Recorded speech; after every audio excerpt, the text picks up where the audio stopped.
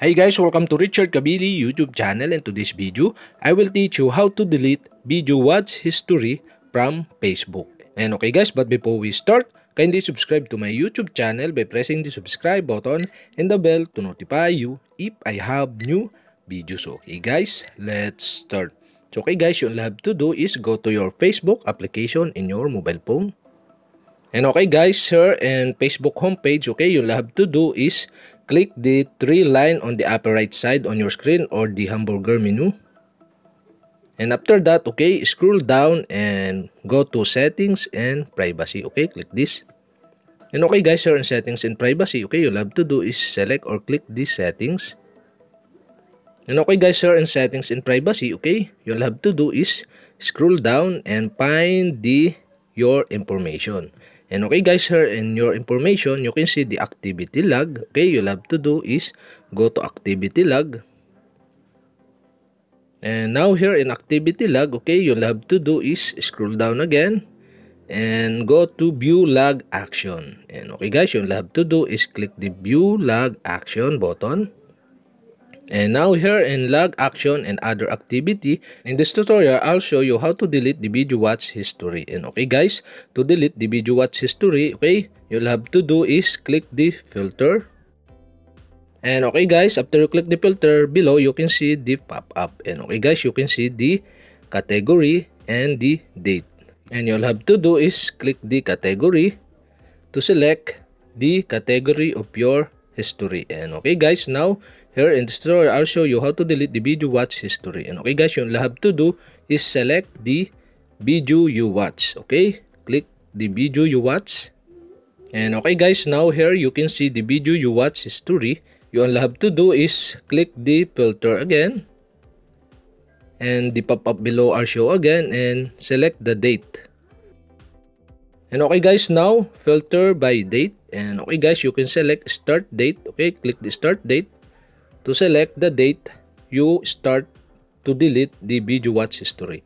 And okay guys, for my example, I select or I set into October 20.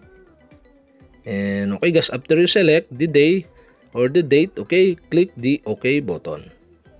And okay guys, now you can set the start date. And okay guys, now you can set the end date. Okay, click the end date. And okay guys, for my example, I set into October 28 or on this day. And okay guys, after you set the end date, okay, click the OK button.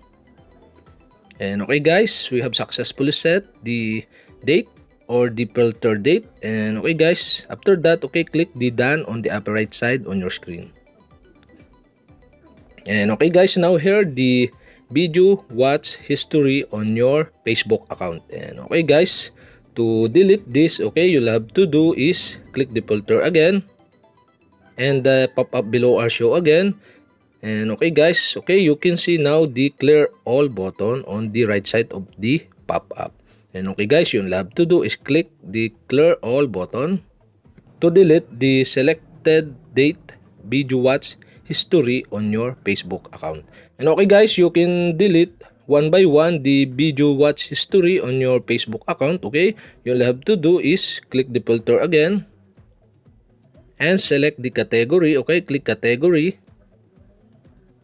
and select the video you watch. Okay, and okay guys, now here you can see the video watch history on your Facebook account. And okay guys, you can scroll down for more. And okay guys, after you select the video watch history, okay, to delete the video watch history one by one is click the three dot on the right side of this video watch history. And okay guys, for my example, I delete this one video watch history by clicking the three dot on the right side.